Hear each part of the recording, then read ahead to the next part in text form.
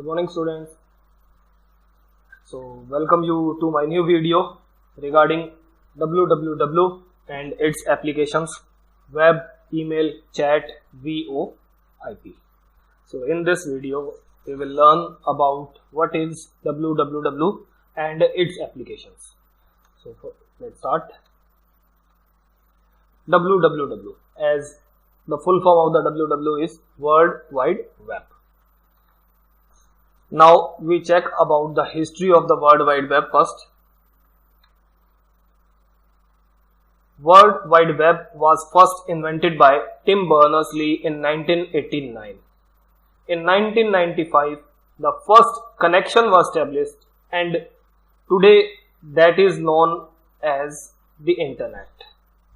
By the end of 1990s, the first web page was served, and in April 1993, the World Wide Web technology was available for anyone to use. Since that time, the World Wide Web has changed the world and the global web of computers known as the Internet, which allows individuals to communicate with each other, often called World Wide Web. In this topic, I not only cover www, I also cover one of its application, that is web, because World Wide Web is also called web. So this is all about the history of the World Wide Web. Now we check the definition of World Wide Web. World Wide Web is an internet-based service in which we use certain protocols. These protocols are the set of the rules which we use to distribute documents across the internet in a standard way. World Wide Web or web is a part of internet. To see a web, we need certain softwares such as Google Chrome, Internet Explorer, Mozilla Firefox, etc. So these are the softwares we require to see the World Wide Web or view the web. Clear? Now the next application of the World Wide Web is email, or we can call it electronic mail. Email or email is simply the short form of electronic mail.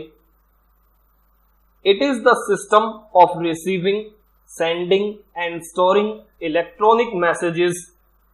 An electronic message is text or a file prepared using software in which and that travels through the telephone line from one computer to another computer. So this is all about the email. Now we check some advantages of an email. Email is basically a free tool. It is quick also. As we complete our draft, we can mail to the person instantly or the recipients to instantly. That's why it is quick and simple also nowadays. And next, email is accessible from anywhere. We need only an internet connection. We need to log into our particular email server and we can access emails. Next advantage is that it is paperless. There we don't need any paper. Email allows for mass sending of messages also. We can not only email to a single person, we can email to multiple persons simultaneously. That is also the advantage of email. Email allows for instant access of information and file, and recipient get the instantly information whatever we mail to him. So these are the advantages of email. So now in the next slide we learn how is email service used. Message sent by electronic mail normally reach a recipient's accounts within a second. Email can send not only via computer, that is important thing right now. Earlier we can mail only via the computer, but now there are so many variety of devices are there, likewise such as tablet and smartphone. We can use them also to email someone. Now I explain how email move from sender to the receiver with the help of a diagram. See the diagram. Here sender is there and sender is sending mail to the receiver. What process is adopted here? First, sender sends the mail. Sender's mail server stores that mail with the help of internet, that goes to the receiver's mail server and then transmitted to the receiver. There you see that certain protocols also used in between. Likewise, SMTP, full form is Simple Mail Transfer Protocol, and POP and IMAP. About these protocol, I explain in the next slide. Let's check.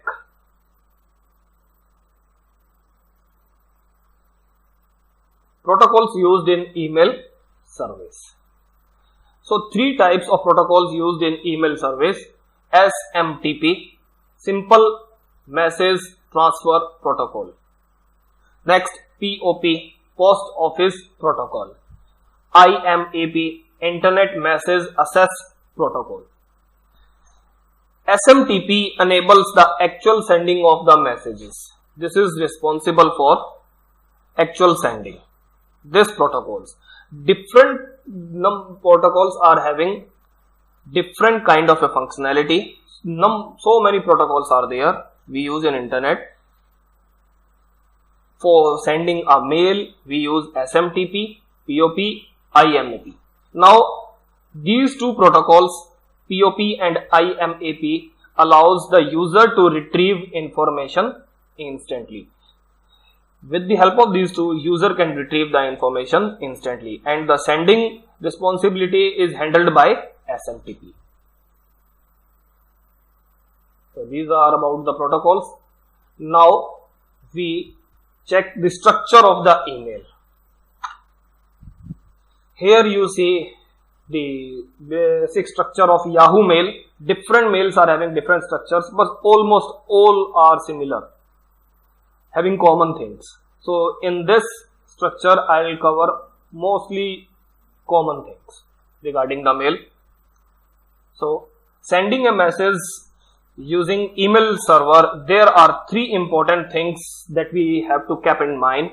What are those things? First, every mail server message body, email address is there, and the last one is field associated with an email message.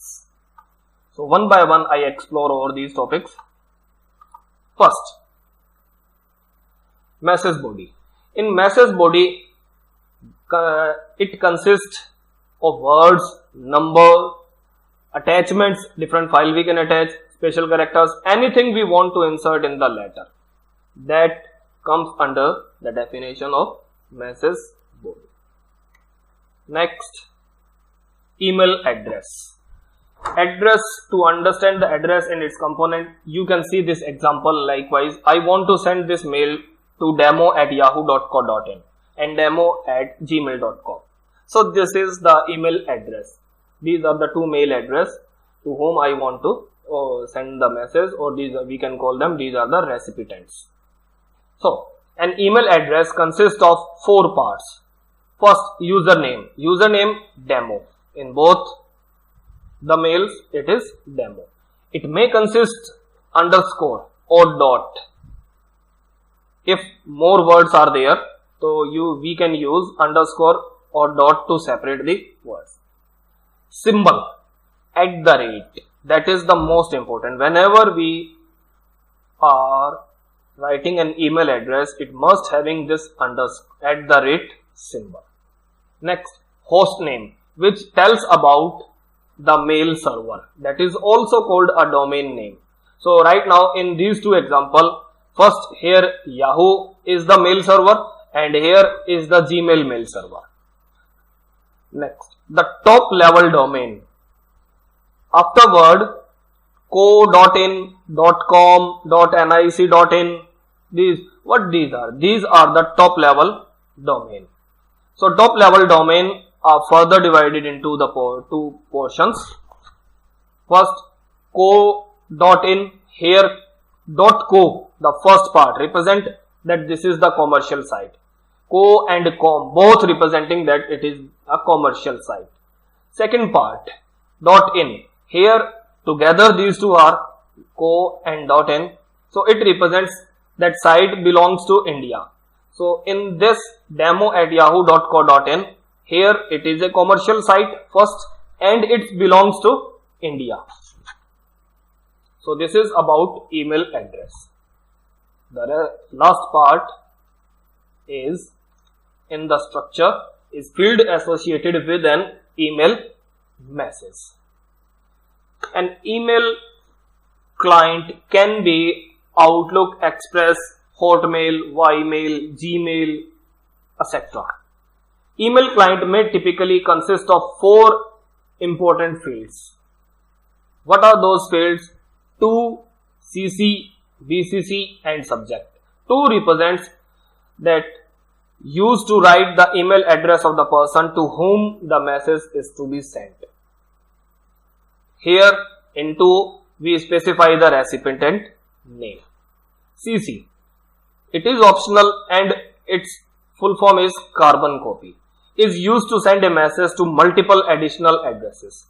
If we are using CC, the same copy of the mail is transferred to multiple persons and all are having information regarding all the recipients. Sometimes we don't want that the message display to the particular recipient, but the recipient can't get the information about the other recipient. In that case we use BCC, blind carbon copy, and it is also optional. In this option we are writing the email address, then the recipient only get the information about himself, not about the other recipients. Subject. It is used to mention short title for what is included in the body of the message. So in the short form it represents our complete message to the recipient. So this is all about email, and here finished.